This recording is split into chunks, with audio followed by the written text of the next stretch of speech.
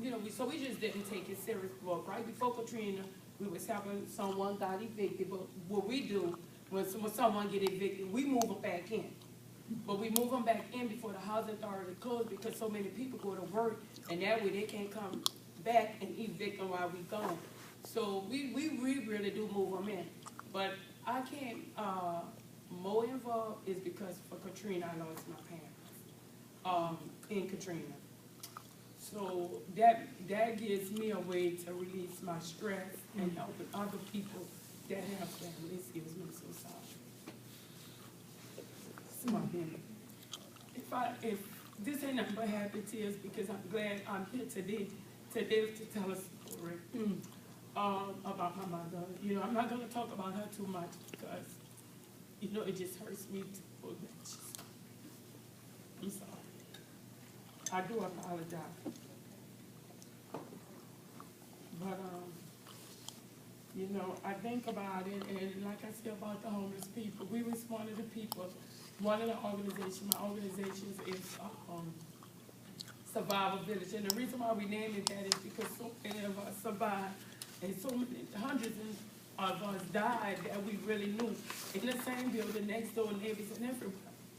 So, so when we went, I'll be laughing in a minute, but don't worry about it. It just that when, you know, I think about, every time Katrina comes, I just think about my mother.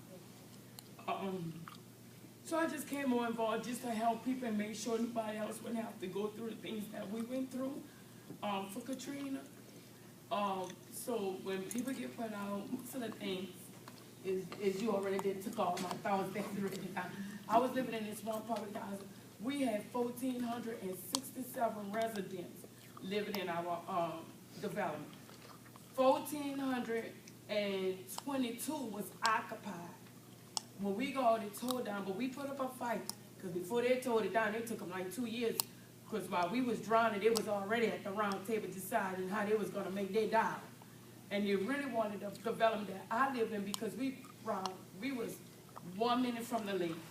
Every city council that we have lived in my neighborhood, I ain't saying 2 blocks, 1 block, not even a long block. It was like a half a block, I mean, right by the projects. And so they wanted that land, but they was too cowardly to come in to take that land, because we was one public housing that really stand up to you and fight toe to toe. And when I say toe to toe, that means face to face. We don't care what you say, we don't care how you say, we don't care if you say you're gonna put us out. Because they even tried to evict me because they lied and said that I had a son that tore down the fence, but that wasn't the guy that tore down the fence wasn't my son. Didn't have the same land. So when a news reporter called me and asked me, I was like, who? What's that name? I couldn't even pronounce the name. They brought me a letter immediately, but they came back and apologized for that. So the land that I live in, we close to the racetrack, we close to all our local government officials.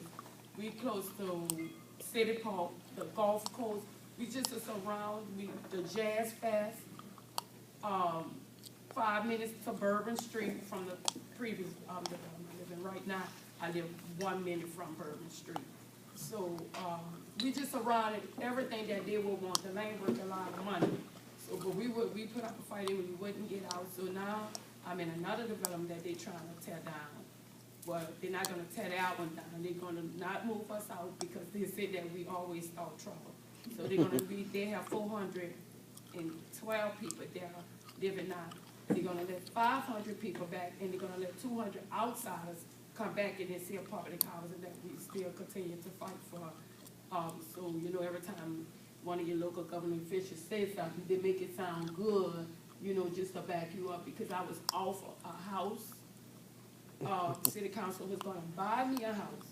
They told me don't move back in public house. They was going to buy me a house. But in order for them to buy me a house, I had to step back. So I turned that down. They offered me a job, but for me to take the job, I had to step back. And that's one thing I would not do. I would not take the job because I had my job. I worked for the federal government.